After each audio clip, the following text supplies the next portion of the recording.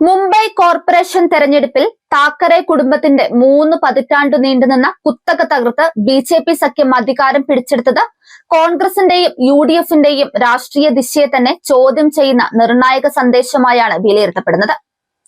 അധികാര രാഷ്ട്രീയം മാത്രമല്ല, സംഘടനാ ദൗർബല്യവും ആശയശൂന്യതയും ഒരുമിച്ച് തുറന്നു കാട്ടിയ ഫലമായിരുന്നു ഇത്. ഈ തോൽവിയോടെ ഒറ്റയ്ക്ക് നിന്ന് കോൺഗ്രസ് മുന്നോട്ട് പോകുമോ എന്ന ചോദ്യമാണ് പാർട്ടിക്കുള്ളിൽ തന്നെ ഏറ്റവും ശക്തമായി ഉയരുന്നത്.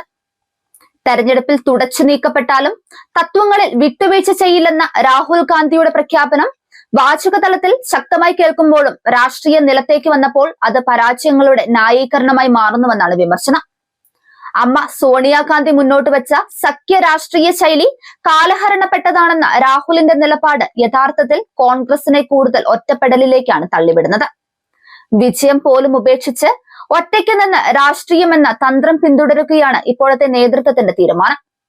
മുംബൈ മുനിസിപ്പൽ തെരഞ്ഞെടുപ്പിൽ രാജ് താക്കറെയുമായുള്ള സഖ്യം ഒഴിവാക്കിയതിനെ വിവേകപൂർണമായ തീരുമാനമെന്ന് വിശദീകരിക്കുന്ന കോൺഗ്രസ്, അതേസമയം പൂനെയിൽ ഉദ്ധവ് താക്കറെയുമായി സഖ്യത്തിൽ ഏർപ്പെട്ടതിന്റെ യുക്തി വ്യക്തമാക്കാൻ പോലും തയ്യാറായിട്ടില്ല. ഈ ഇരട്ടത്താപ്പ് കോൺഗ്രസിന്റെ രാഷ്ട്രീയ തീരുമാനങ്ങൾ ദിശയില്ലാത്തതാണെന്ന വിമർശനം കൂടുതൽ ശക്തമാക്കുന്നുണ്ട്.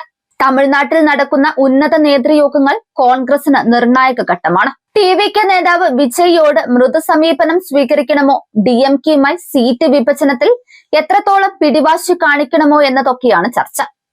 എന്നാൽ ഡി.എം.കെ കോൺഗ്രസ് സർക്കാർ വന്നാൽ 6 മന്ത്രിസ്ഥാനം വേണമെന്ന ആവശ്യം യാഥാർത്ഥ്യ ബോധ്യമില്ലാത്ത രാഷ്ട്രീയ മോഹത്തിന്റെ ഉദാഹരണമായാണ് വിലയിരുത്തപ്പെടുന്നത്. ഡി.എം.കെ വലിയ തോതിൽ ആശ്രയിക്കാതിരിക്കാനുള്ള സാധ്യത പരിഗണിക്കണമെന്ന് രാഹുൽ ഗാന്ധി ആവശ്യപ്പെടുമ്പോൾ പാർട്ടിക്കുള്ളിൽ തന്നെ ശക്തമായ എതിർപ്പാണ് ഉയരുന്നത്. പഴയ സഖ്യങ്ങളെ ഉപേക്ഷിച്ച് പുതിയ പരീക്ഷണങ്ങളിലേക്ക് പോകുന്നത് കോൺഗ്രസിന്റെ രാഷ്ട്രീയ നിലനിൽപ്പിനെ തന്നെ അപകടത്തിലാക്കുമെന്നാണ് ഒരു വിഭാഗത്തിന്റെ മുന്നറിയിപ്പ്. ഐഡന്റിറ്റി സംരക്ഷണവും തെരഞ്ഞെടുപ്പ് വിജയമെന്ന യാഥാർത്ഥ്യവും തമ്മിലുള്ള പോരാട്ടത്തിൽ കോൺഗ്രസ് വീണ്ടും ആശയക്കുഴപ്പത്തിലാണ്.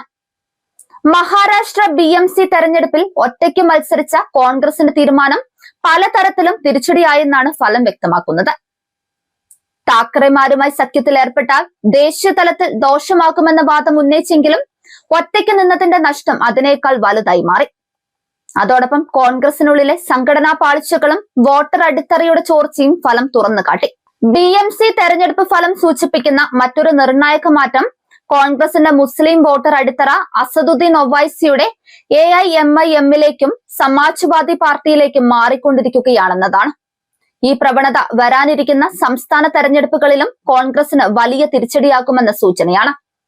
2004-ൽ ബി.ജെ.പിയെ നേരിടാൻ ഡി.എം.കെ പോലുള്ള അസാധ്യ സഖ്യം ആവശ്യമാണ് എന്ന് തിരിച്ചറിഞ്ഞ സോണിയാഗാന്ധിയുടെ രാഷ്ട്രീയ ബുദ്ധി അന്നത്തെ കോൺഗ്രസിനെ അധികാരത്തിലെത്തിച്ചിരുന്നു.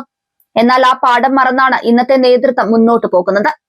ഡൽഹി, പഞ്ചാബ് തുടങ്ങിയ സംസ്ഥാനങ്ങളിൽ ഒറ്റയ്ക്ക് മത്സരിച്ച കോൺഗ്രസ് കനത്ത പരാജയം നേരിട്ടിട്ടും അതേ പാത തന്നെ വീണ്ടും തെരഞ്ഞെടുത്തിരിക്കുകയാണ്.